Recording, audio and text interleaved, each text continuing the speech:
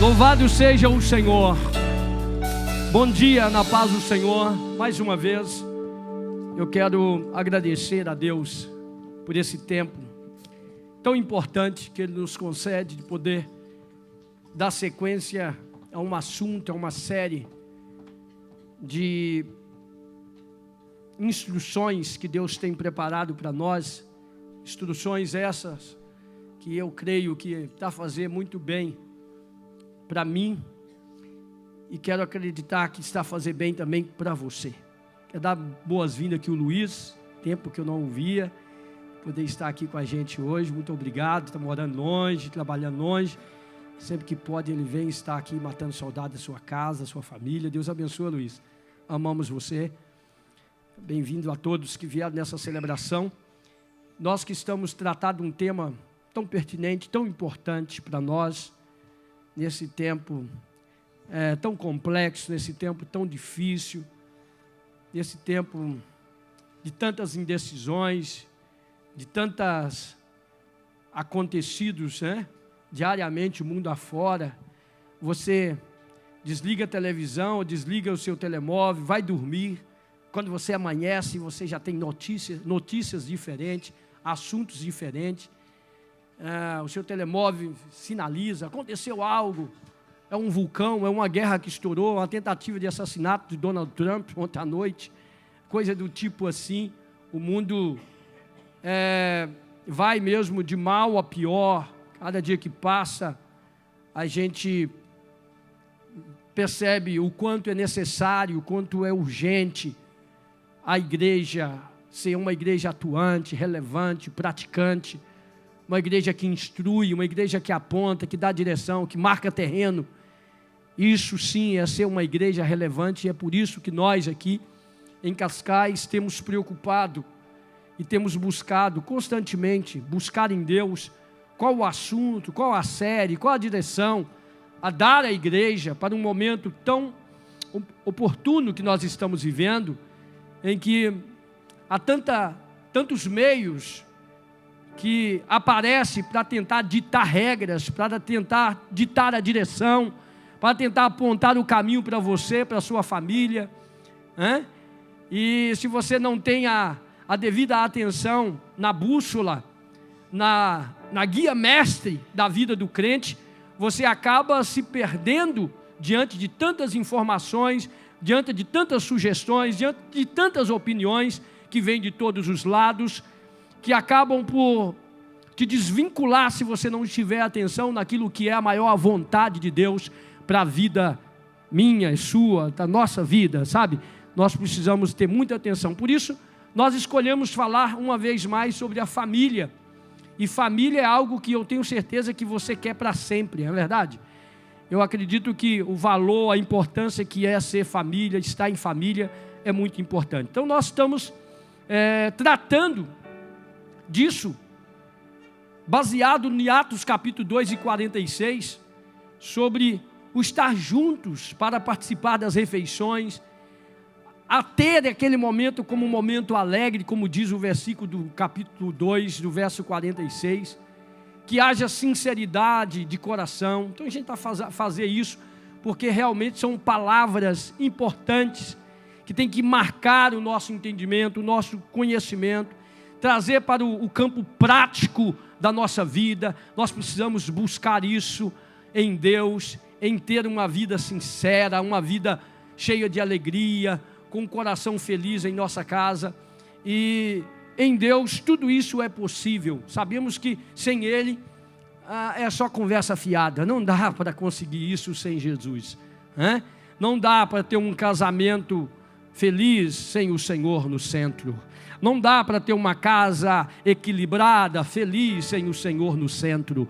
Porque é claro, é nítido, é óbvio que em todas as casas tem problemas. É claro que em todo lugar nós temos desafios diversos. E se Deus não estiver no centro, como vai ficar a nossa casa? Como vai ficar a nossa família? Como que ela vai agir? É bem possível que você já conhece, ou quem sabe já até participou de uma família desestruturada.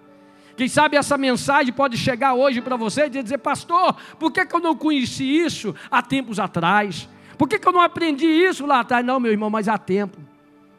Porque você não deve ficar se martirizando, se ferindo por causa do seu passado. Você deve apontar os seus olhos para o futuro. Deus tem coisas grandes para você nessa manhã. Quantos creem nessa palavra? Diga graças a Deus.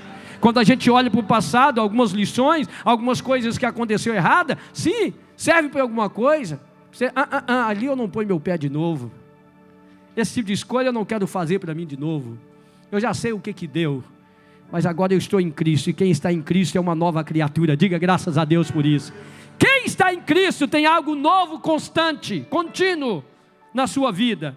Então hoje eu vou falar, na terceira parte dessa série, sobre criando filhos sem criar hipertensão.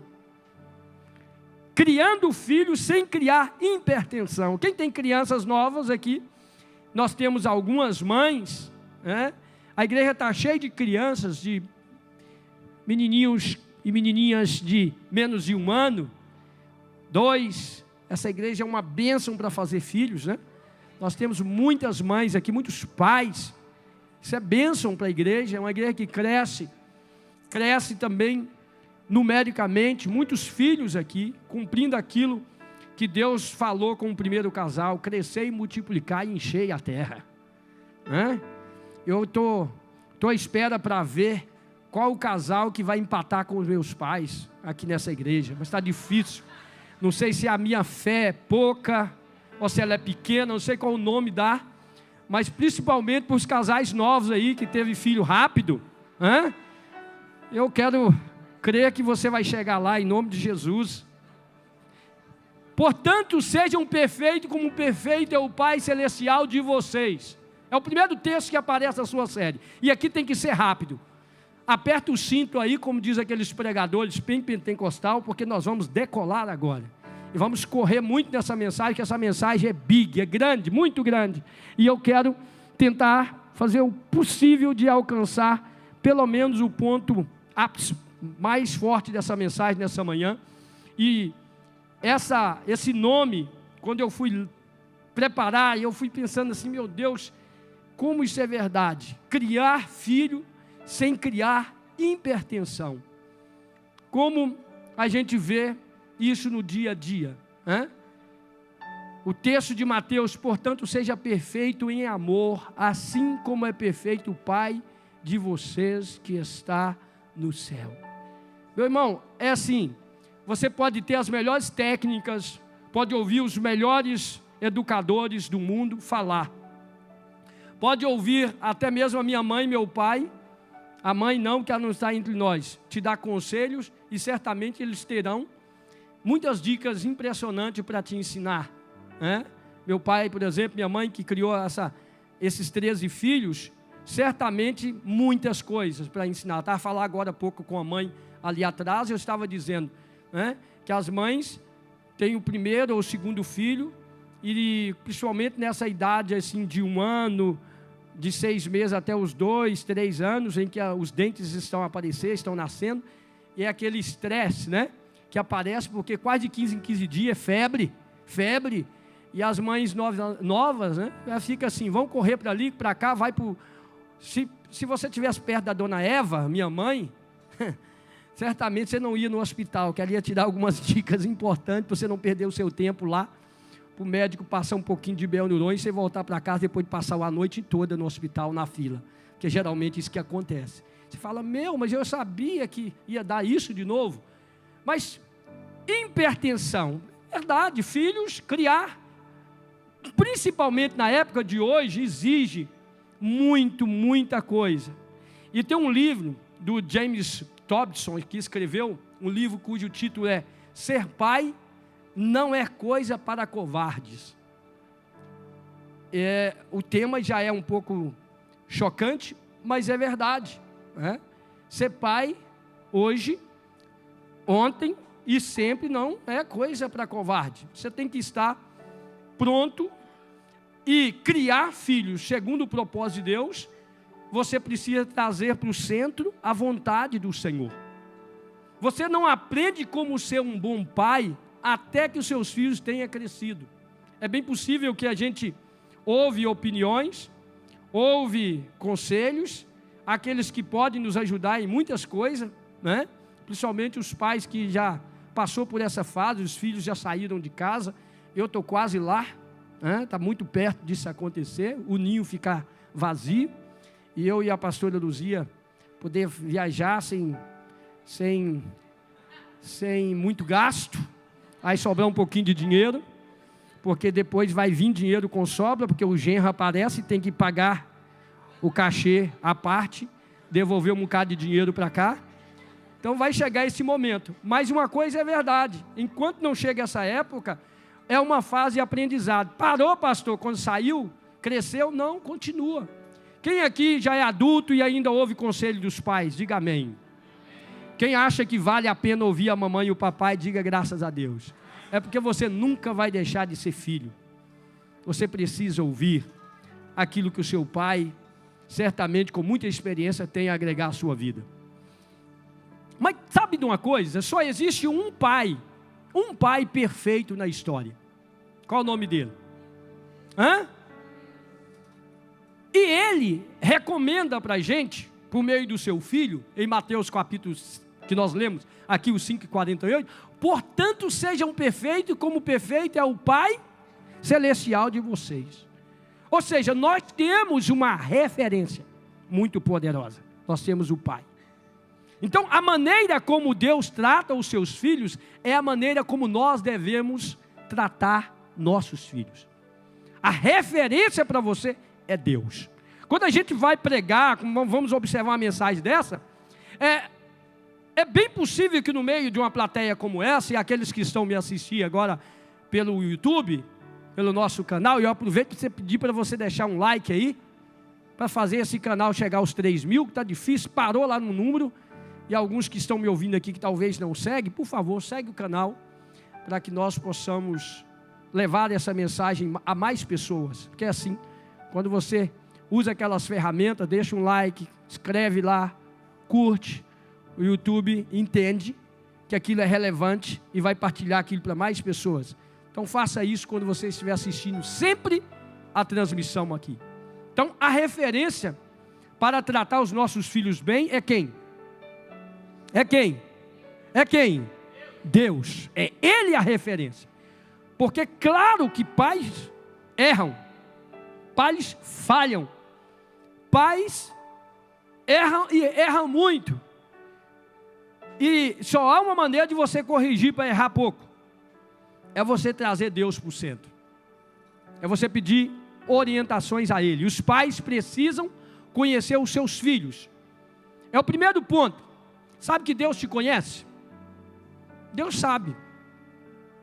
Tem hora que às vezes a gente quer ir até ensinar a Deus. Você não está vendo isso, Deus? Mas Deus te conhece. Olha o meu condição. Olha aqui para mim, Deus está te vendo. Ele sabe, Ele te conhece bem. Ele sabe os detalhes da sua vida.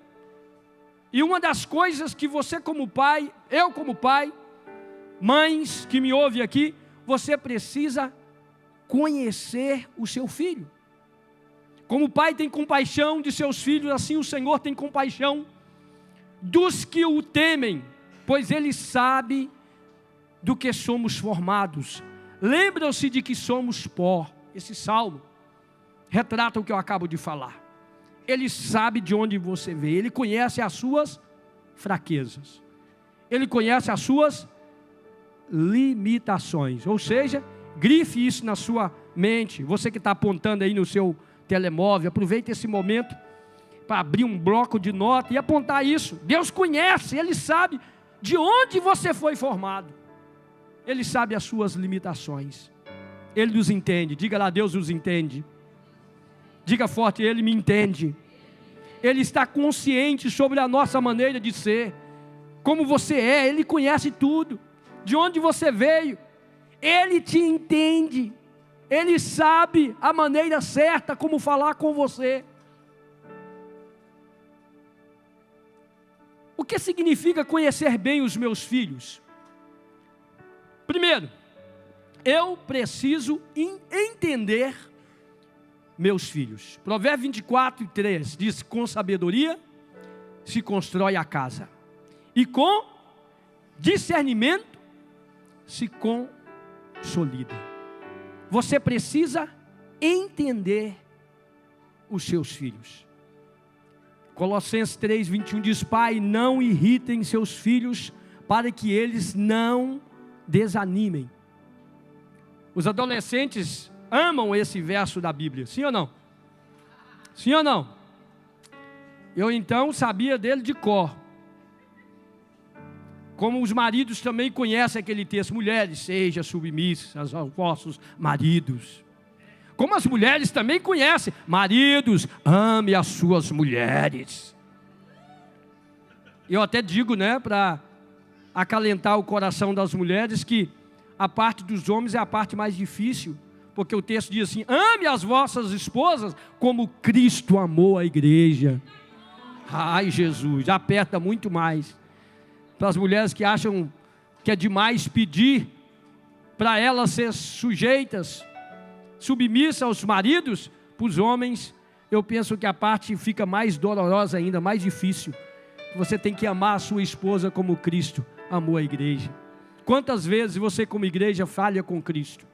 Quantas vezes você erra e Ele se entregou por você na mesma? E é por isso que você está aqui. Os pais, honre ao teu pai e à tua mãe.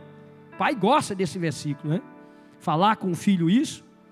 Então, todos nós temos versos bíblicos preferidos. Por que será que isso acontece? Por quê que a gente tem esses versículos de reclamação para, às vezes, esfregar no nariz de alguém que a gente quer? Por exemplo, os filhos, eles não me entendem. Quantos filhos passam por isso? Deus diz que é o princípio básico de motivação, a fundação. Ele diz que nós precisamos estudar os nossos filhos e saber o que faz com que eles sejam da maneira como são. Você precisa entender o seu filho. Você precisa compreender por que ele é assim. E quantas vezes nós temos dificuldade em entender.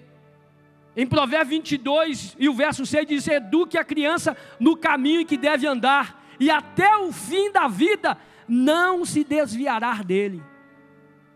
E muitos de nós, talvez você, como eu, fomos educados em uma igreja em que quantos professores ensinaram: não, põe o seu filho para ler a Bíblia toda, faz isso, leva para a escola, leva para o culto, faz isso. Ele chorando, gritando, mas faz. E você fez, achando que você estava realmente ensinando a criança, educando ela no caminho. E você deve conhecer a história de alguns que, passado o tempo, chegou à idade adulta e desviou. Quantos presídios cheios de filhos de crente? Quantos presídios cheios de filhos de pastores? Quantos filhos, hoje adultos, têm dificuldade de acompanhar os pais para os cultos? E os pais se culpando: mas eu fiz tudo aquilo que a Bíblia manda. Quando na verdade, duas coisas acerca dessa interpretação você precisa entender. Ela não oferece nenhum conforto aos pais. Seus filhos, ou seu filho, desperdiça a vida, e no seu leito de morte ele volta para o lar. Não há conforto nisso. Porque tem gente que pensa assim: ah, pastor, mas mesmo depois, antes de morrer, ele vai lembrar de tudo que ele aprendeu e vai voltar para Jesus. Não há nada de graça nisso. Você não deve pensar em ensinar a criança na palavra de Deus, pensando: não, mesmo que ele desvie lá na frente, ele não vai perder a salvação dele. Em segundo lugar, que não há verdade nenhuma nisso. Eu conheço muitos pais cujos filhos cresceram no lar cristão, como nós já ouvimos aqui, e que desviou. E o que isso significa?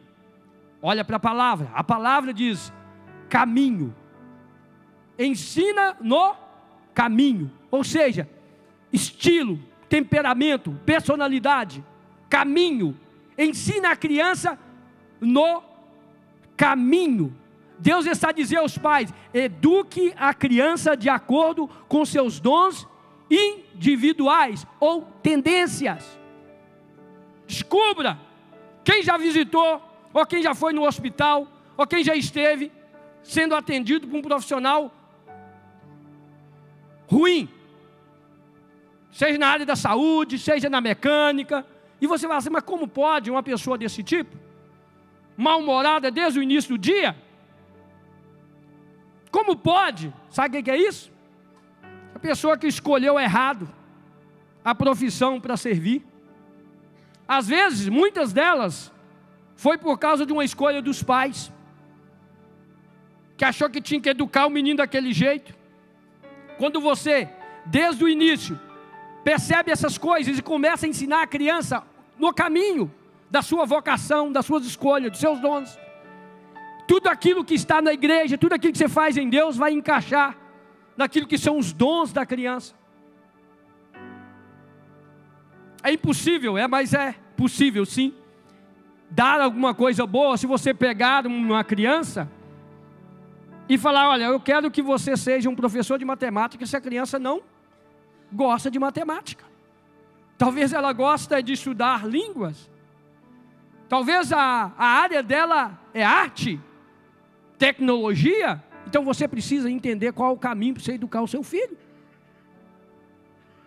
Para dentro desse processo, não é um fato só de você ensinar a Bíblia, de você trazê-lo para a igreja, de você forçá-lo a ser algo que você pensa que você ensinando a palavra de Deus é o suficiente para ele não se desviar.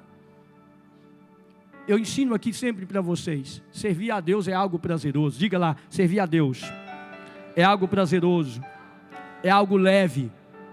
Se você está entendendo ainda que servir a Deus é você fazer sacrifício, vou te dar uma ideia para você. Mentira. Servir a Deus é sacrificar. Servir a Deus é algo leve. Jesus já sacrificou por você. Pastor, mas é verdade que a gente quando serve a Deus, a gente tem que deixar essas coisas. Mas quem te disse que deixar as coisas erradas é um sacrifício? Sacrifício foi morrer na cruz por Calvário por nós. Isso que é sacrifício. Deixar as coisas erradas é consequência de você estar perto de quem é certo. Se você está perto de quem é correto, você afastou do que está errado. E a influência de quem está certo vai contagiar a sua vida e vai mudar o seu comportamento. Se você estiver perto de Jesus, você não vai ter coragem de ficar fazendo escolhas erradas, porque Ele é o melhor conselheiro, Ele é o melhor guia, Ele é o Deus que nos sara, que nos ensina, que nos molda. Para de tentar fazer sacrifício com as suas mãos, aproxima dEle. Diga, Senhor, me ensina, porque Ele vai te mostrar. Não faça isso. Mas se você tentar fazer sem Ele, é religião. Você vai tentar e cair. Chama Ele para perto, diga, Senhor, eu quero estar perto de Ti. Porque quando você cair, você vai ficar tão constrangido que não vai querer cair de novo. Quando você estiver fazendo pela religião, você cai hoje, sacrifica a semana e cai de novo no outro fim de semana.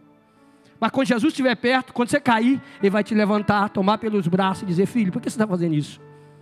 Por que você está fazendo esse tipo de escolha? Aproxima dEle. E você vai abandonar o pecado, as escolhas erradas. Não é o seu sacrifício, é o que Ele fez na cruz do Calvário, entenda isso. Não é o que você faz, Ele não te ama mais, nem te ama menos pelo que você faz. Isso para Ele pouco interessa. Tanto é que você pode estar lá no lago de pecado, no mundo, Ele continua te amando do mesmo jeito. Prepare o seu filho para a vida. Um homem paciente dá prova de grande entendimento. E o entendimento faz toda a diferença para nós criarmos os nossos filhos bem.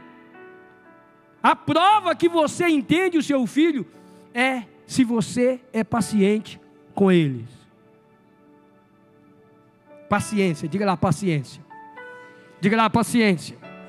Nós precisamos ter isso para tratar com os nossos filhos.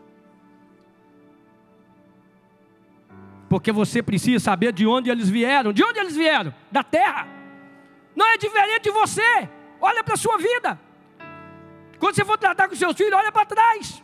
Agora sim, olha para trás. Lembra do que você fez.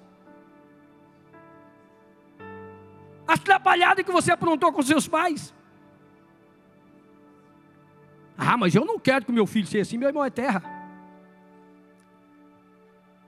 Aceite seu filho. Romanos capítulo 15, 7. Portanto, aceite-se uns aos outros, da mesma forma que Cristo os aceitou, a fim de que vocês glorifiquem a Deus. Deus te aceitou do jeito que você é, do jeito que eu sou, com os meus erros, Ele me aceitou. Por que nós não podemos aceitar os nossos filhos? Por que quando ele falha, você quer jogar ele fora? Deus não te jogou. Por quê? Eu vou desistir dele, porque ele tem ali algumas coisas que não me agradem. Não, você tem que aceitar. Recebe ele, abrace ele. Ele é um presente de Deus segundo a Bíblia. Ele é um dom de Deus. Os nossos filhos são os dons de Deus. Deus escolheu os filhos que você teria, sabia disso? Não foi escolha sua, foi Deus. No ventre da sua mamãe, Deus o escolheu. Antes de ser formado, Deus já sabia.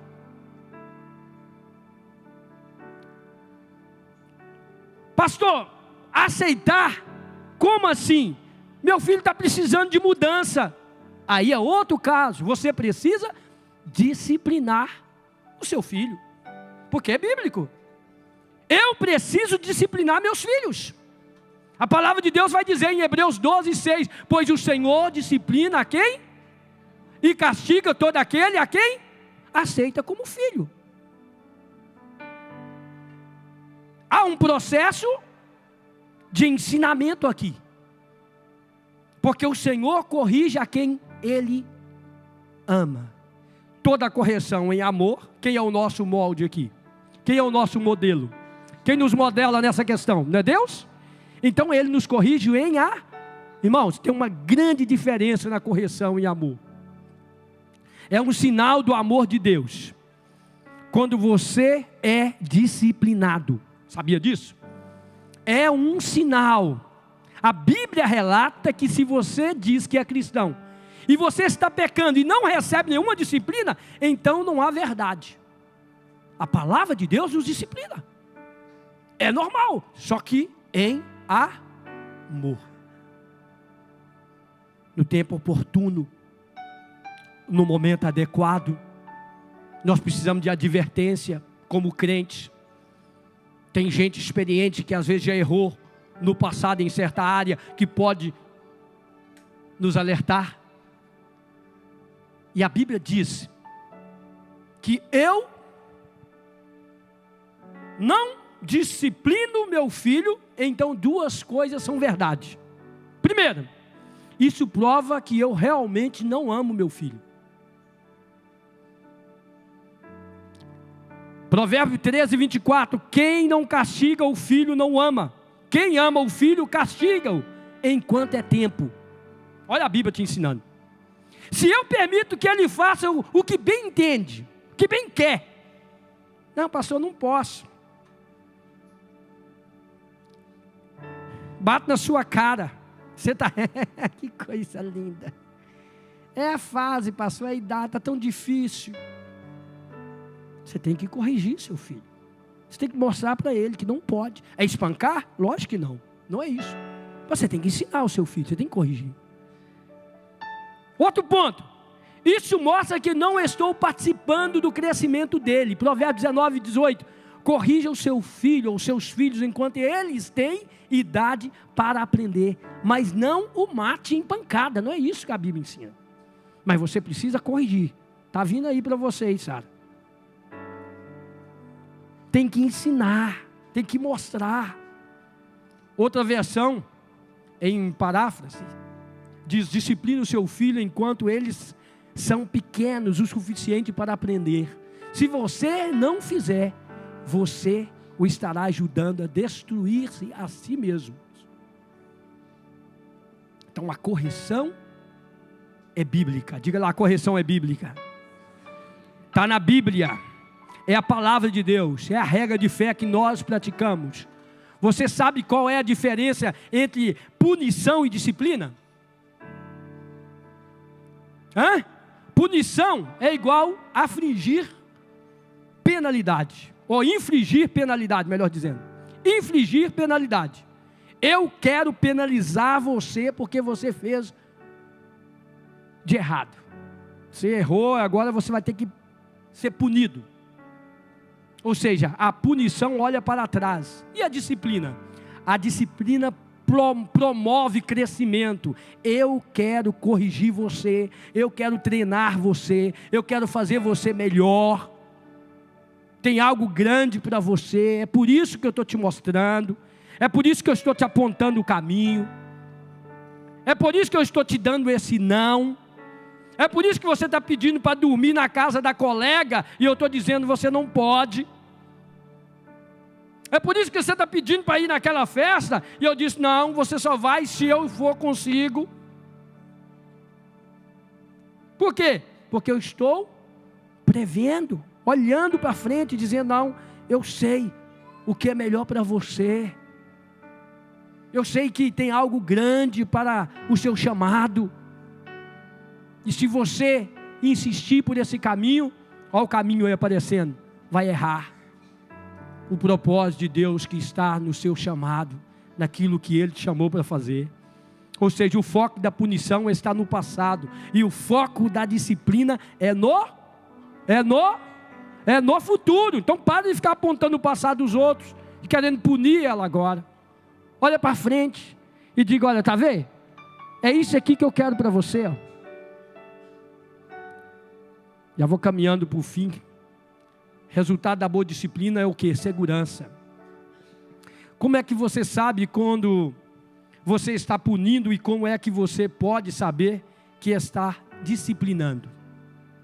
Como é que você vai conseguir fazer essa diferença? Diferenciar aqui.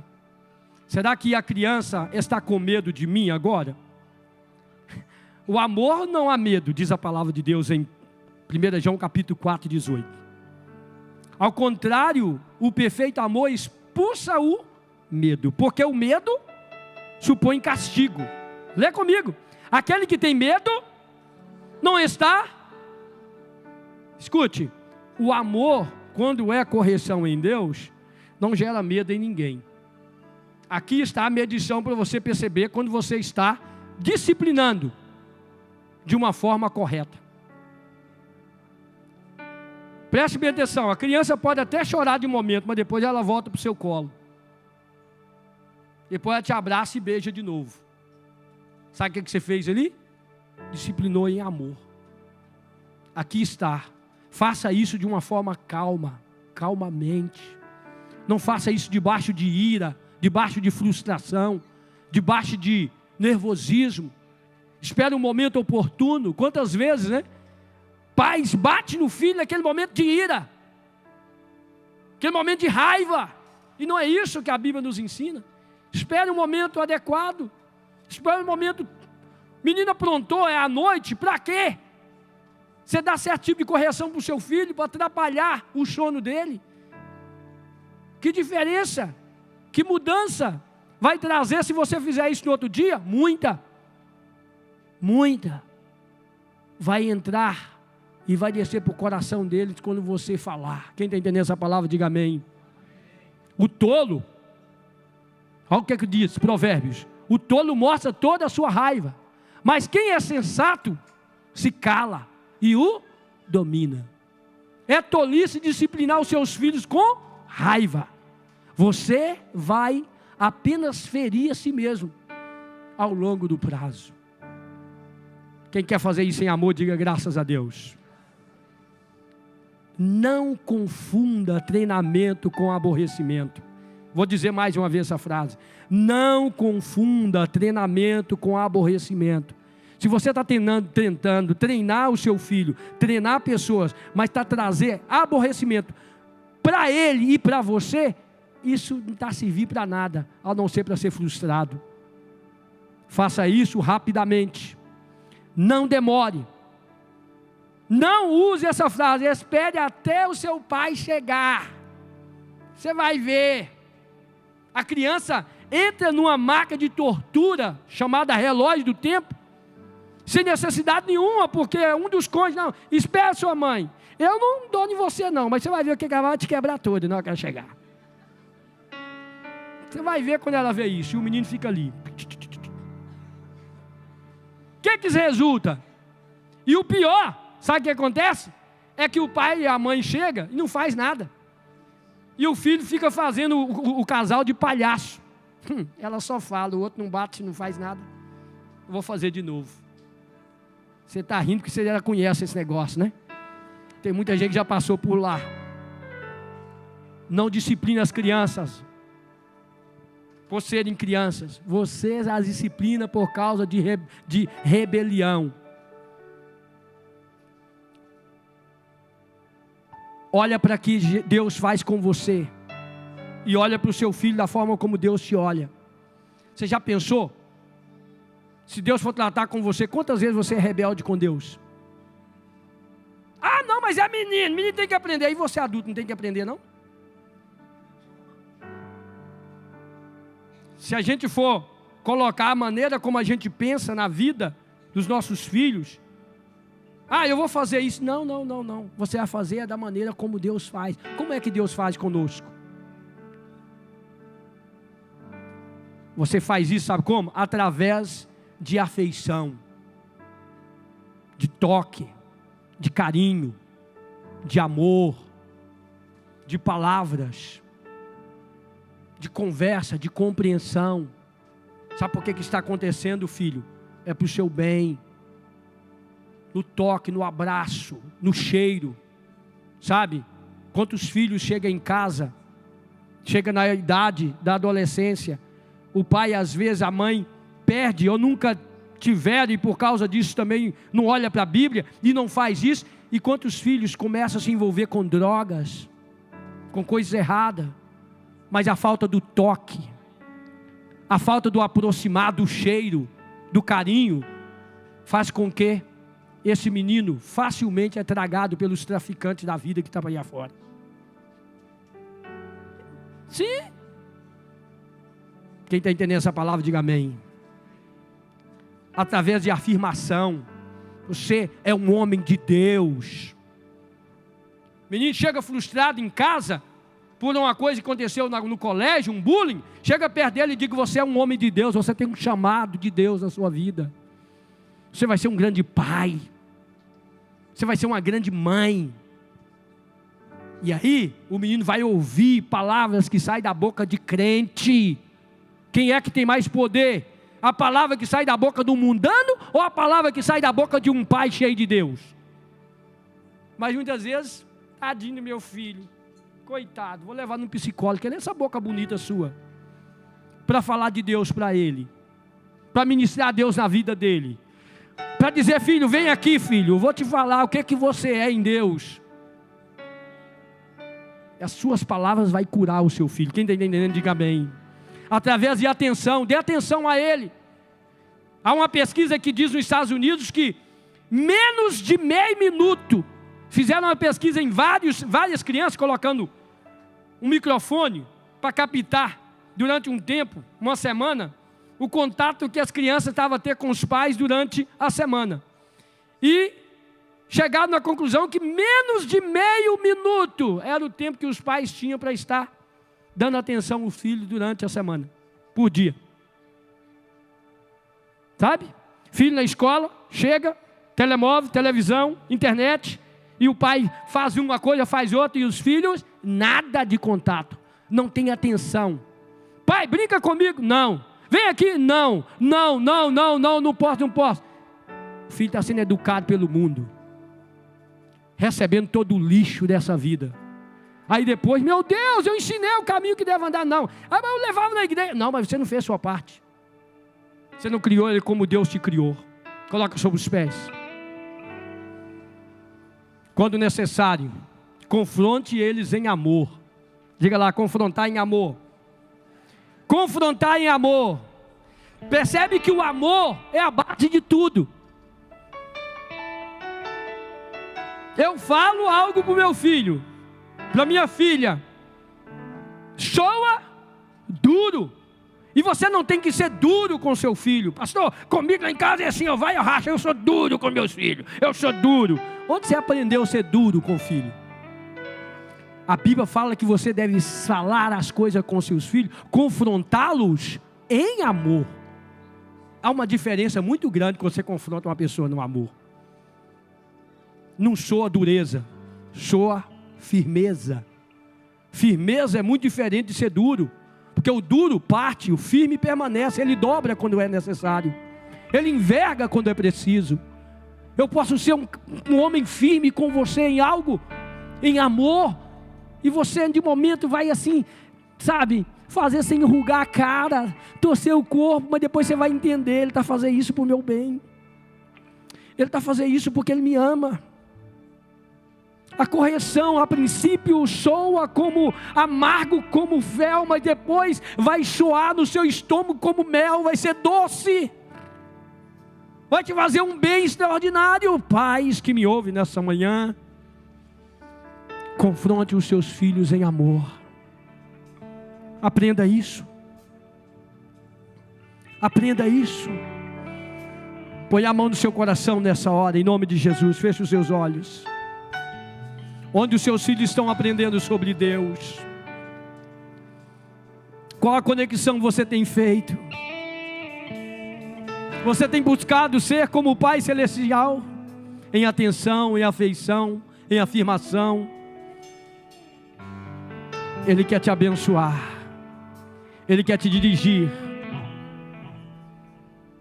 Não tenho alegria maior que ouvir que meus filhos estão andando na verdade. A verdade que é a palavra de Deus, que soa,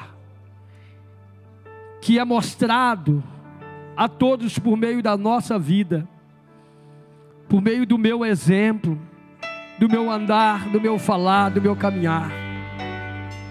Deus, em nome de Jesus,